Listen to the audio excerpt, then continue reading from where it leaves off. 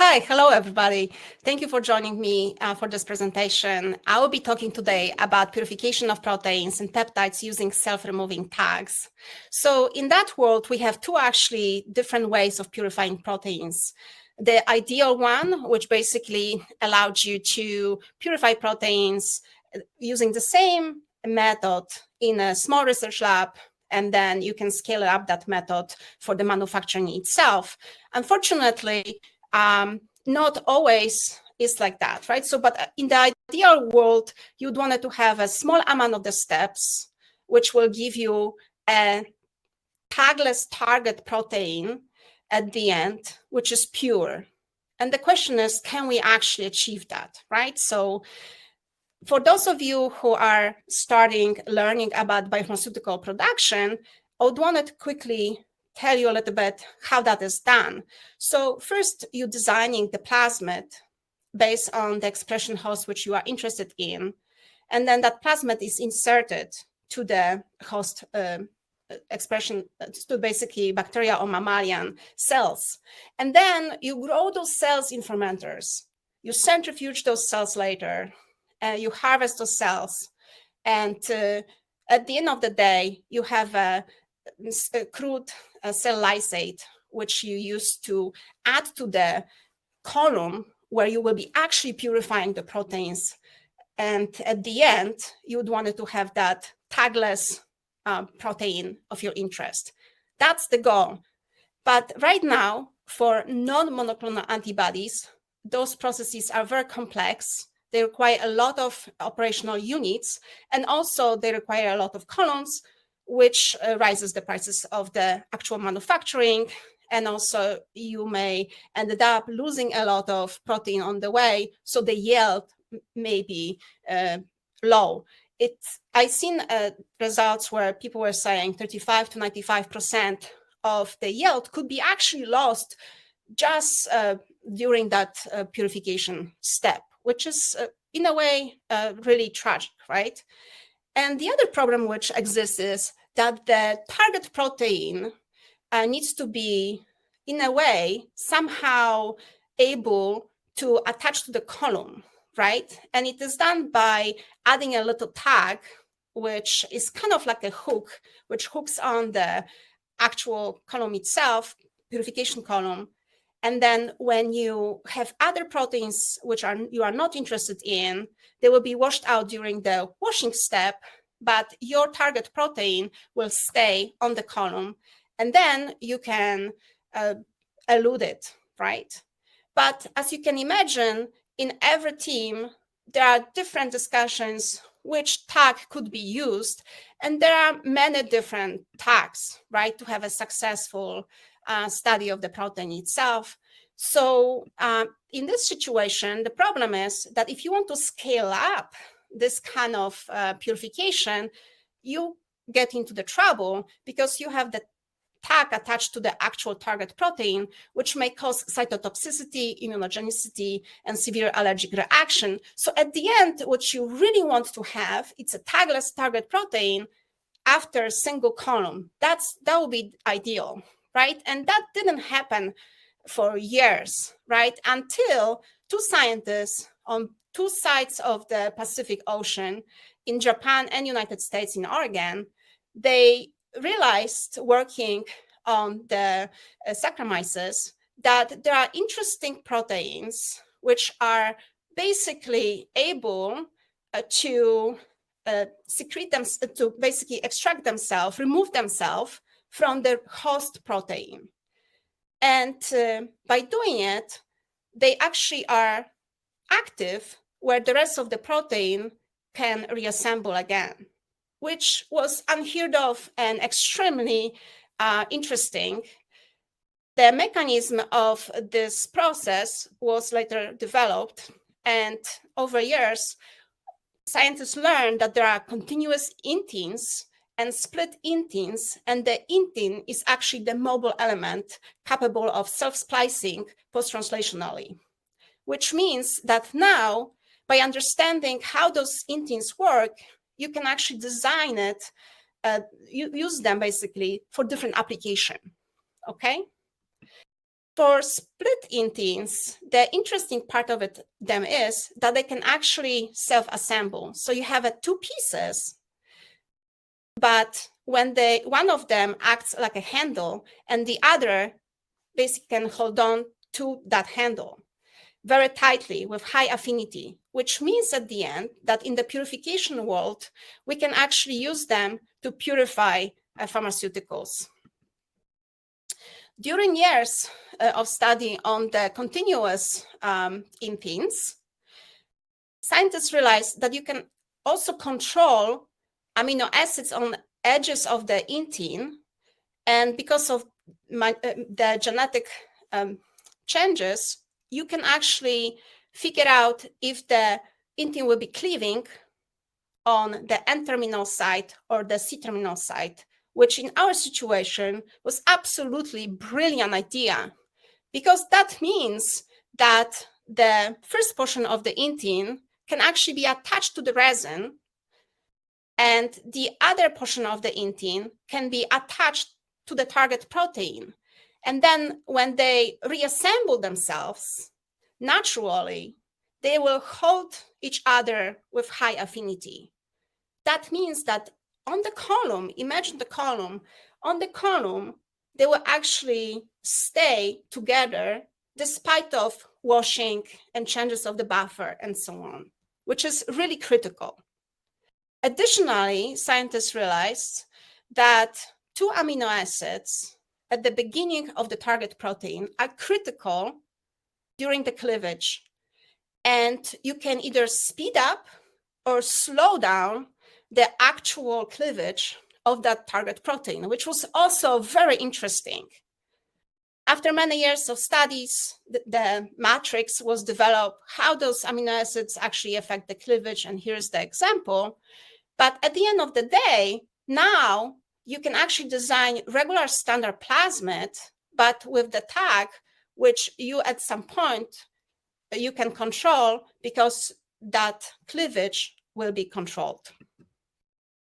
So this is a larger overview of how that actually works. So again, you're using the same system, which you can find in the lab or in the manufacturing site, using fermenter, you express your protein of interest, you have the tag on it.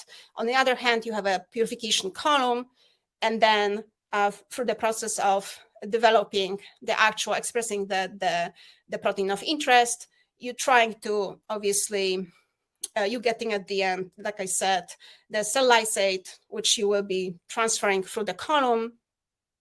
And then during that process, both pieces of inteins will reattach, grab onto. And you can then, by simply changing pH, recover the protein, which will be pure and not containing the tag itself, which means that you have a tagless protein of interest, which will be 99% pure.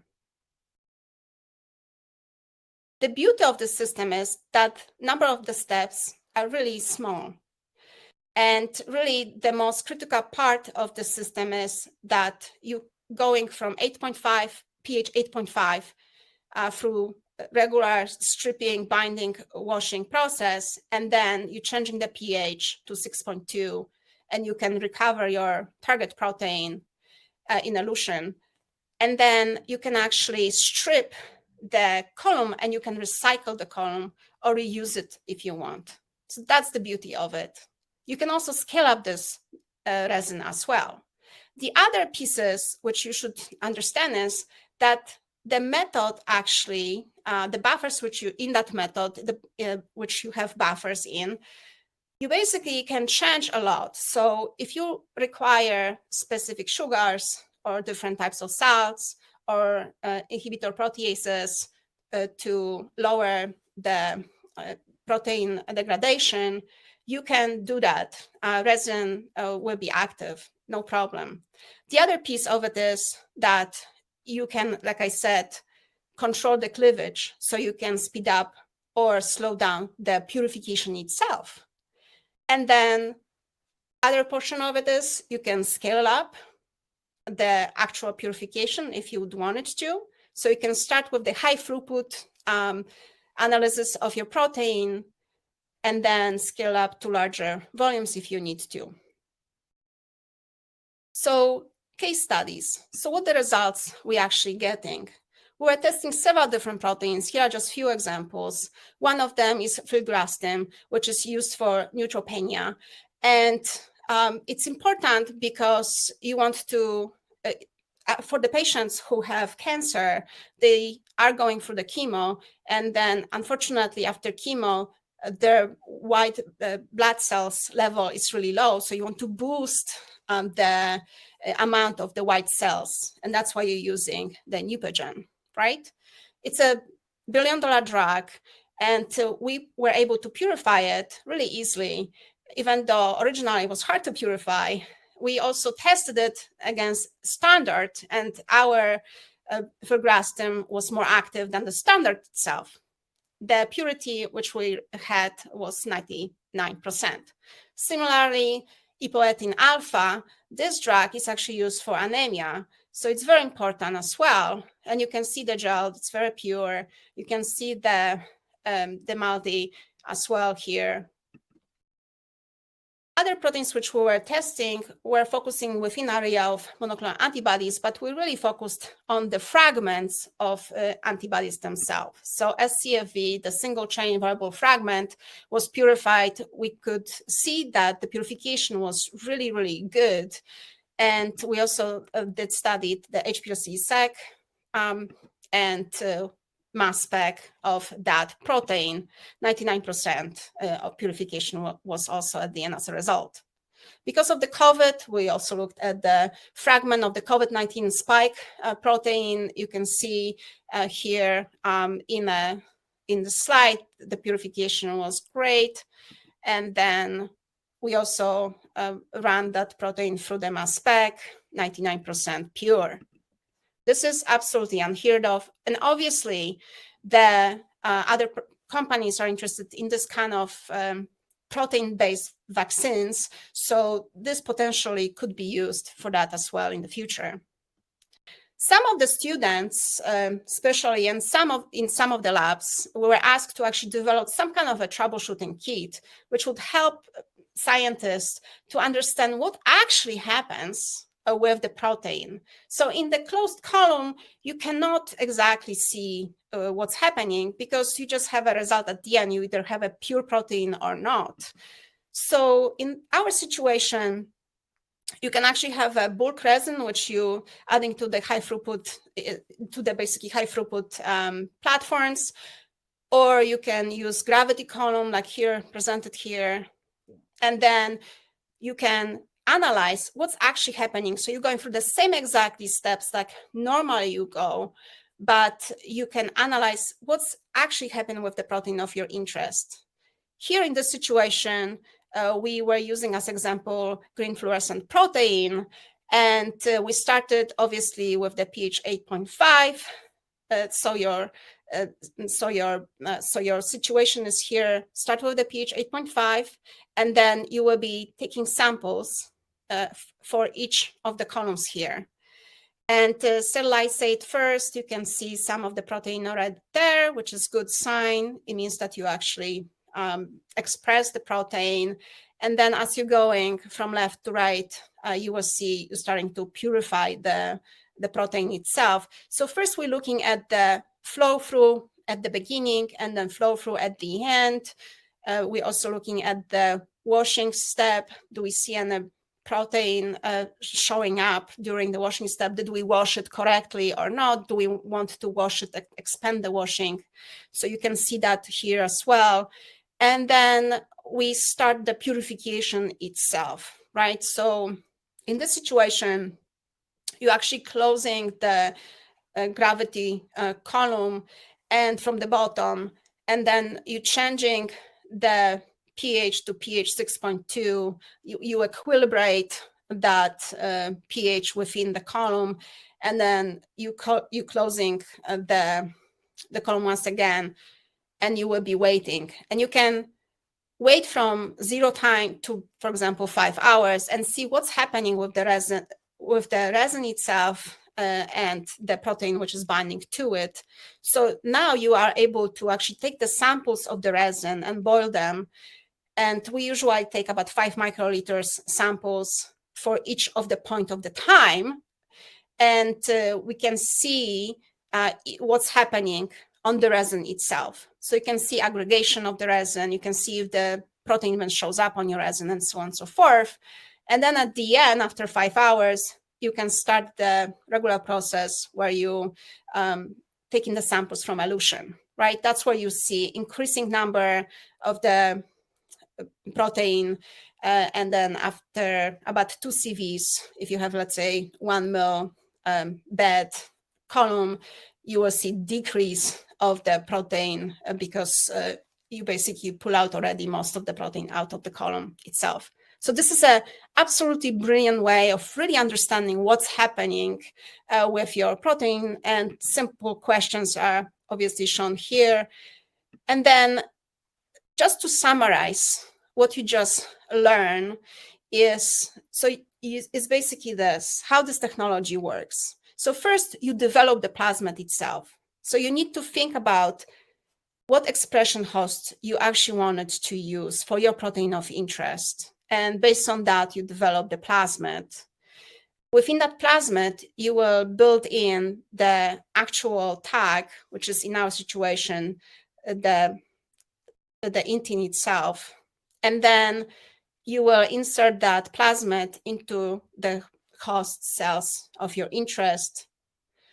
You will run the fermenter, grow the cells, express the protein of interest, and later on, you will harvest the cells, lyse them if you're using, let's say, E. coli, and then you will transfer the clarified cell lysate into the column.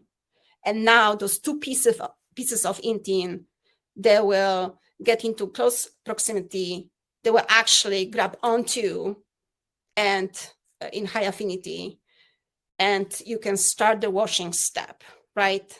And after washing step, after removing all the impurities, proteins which you don't want to really see, you can start changing the pH to this from 8.5 to 6.2, and you can now start the cleavage of the target protein. So you pretty much freeing up the target protein from the column, and you can, in elution, accumulate them.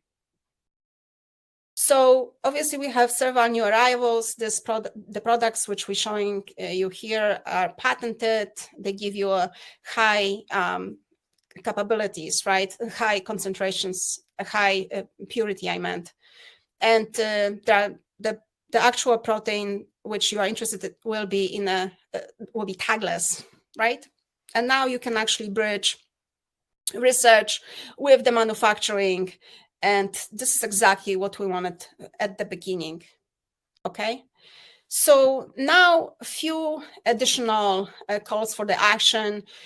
Students who are interested in trying this technology are more than welcome. We'll be actually releasing soon the challenge competition for the students. So if you're interested, just send us email that you are interested in getting for free the tags itself and the resin itself. And then a few acknowledgements, because a lot of work obviously was done at Dr. Wood Lab by brilliant scientists, brilliant researchers from all over the world, but also obviously from US. And I would want to highlight a few which will be graduating soon: Vivek and Satvik. Vivek is a PhD student. He'll be graduating in fall. Satvik will be graduating in May. He's undergraduate student. They both will need work. And then Fanta, she's an MBA student. She's interested in working specifically in California due to personal reason. And then if you are interested in a Josiah background as well, you can look them all up on the LinkedIn or send me your contact directly so I can help you understanding what their background is. And with that, if you have any questions, please visit our website, proteincapturescience.com. And if you'd wanted to connect with us, we are always available. So enjoy your conference, have fun, and see you later on. Thanks. Bye-bye.